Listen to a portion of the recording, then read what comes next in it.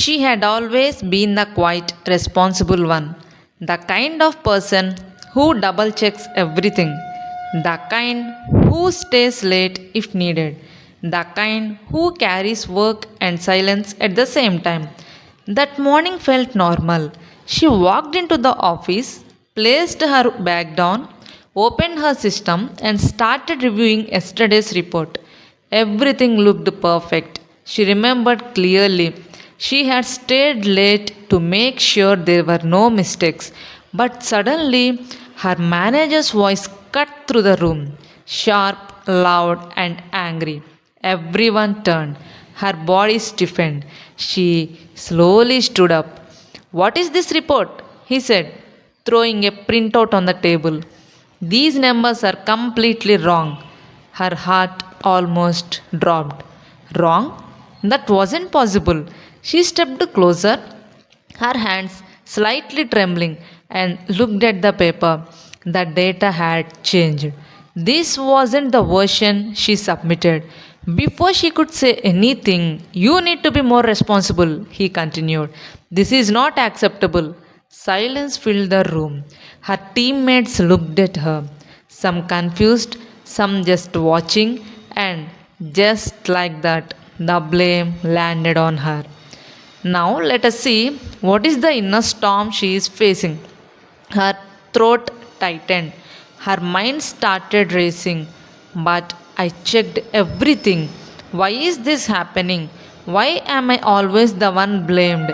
And then a deeper pain surfaced, not from the office, from the past. A younger version of herself standing in her house holding her report card. "Why can't you do anything perfectly? Always careless." Same tone, same blame, same helplessness. Back to the present. Her eyes started to fill, not because of the mistake, but because of how familiar the pain felt. Now let us see what is the turning point in this scenario. For a few seconds, she almost did what she always used to do, like staying quiet, accepting the blame, and started doubting herself. But something inside her whispered, "Pause." She took a slow breath, then another. Her shaking slowed down. She looked at the report again, this time not with fear, with clarity. She started choosing strength over the silence. "Sir," she said softly but firmly, "I understand your concern." The room went silent again, but I would like to show you the version I submitted yesterday. Her voice was calm, not defensive, not aggressive, just clear. She opened her system, navigated to the file, showed the timestamp, showed the original data, then compared it with the current version. The difference was obvious. Someone had edited it later. Now, in this scenario, the truth speaks quietly. Her manager leaned forward, looked carefully. The room felt still. A few seconds passed.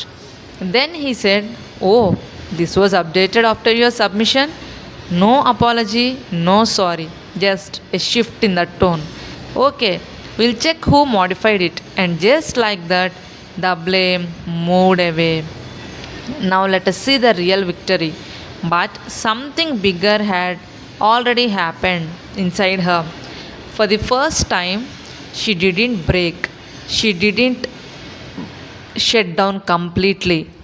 But she almost like acted differently from her childhood. So, this is the end of the story. And if you like my videos, please like, share, and subscribe to my channel, Purpose of Life. Bye.